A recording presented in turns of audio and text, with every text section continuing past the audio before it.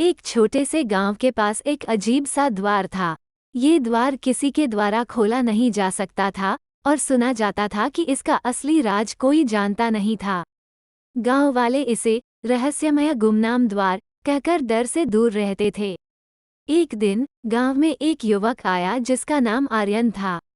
आर्यन बहुत कुत्तुबम और साहसी था और उसने खुद को ये सवाल पूछने का निर्णय किया कि क्या इस गुमनाम द्वार के पीछे छुपा हुआ रहस्य वास्तव में है या नहीं।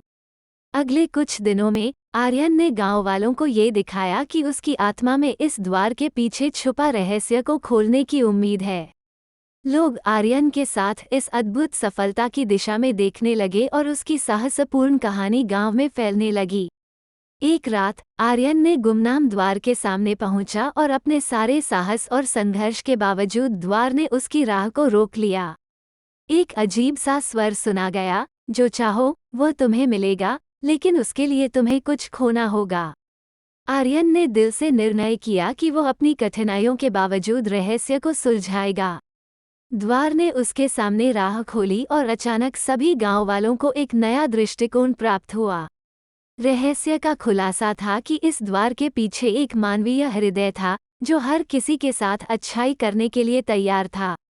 आर्यन ने गांव वालों को एक दूसरे के साथ मेल जोल बढ़ाने की बड़ी बातें सिखाईं और उन्हें एक नया समझाया कि वे एक दूसरे के साथ खुश रह सकते हैं। इस कहानी से सीख है कि कभी कभी हमें अपनी बात करने के लिए आगे बढ़ना होता है और हमें उस राह में कुछ खोना पड़ता है ताकि हम अधिक प्राप्त कर सकें।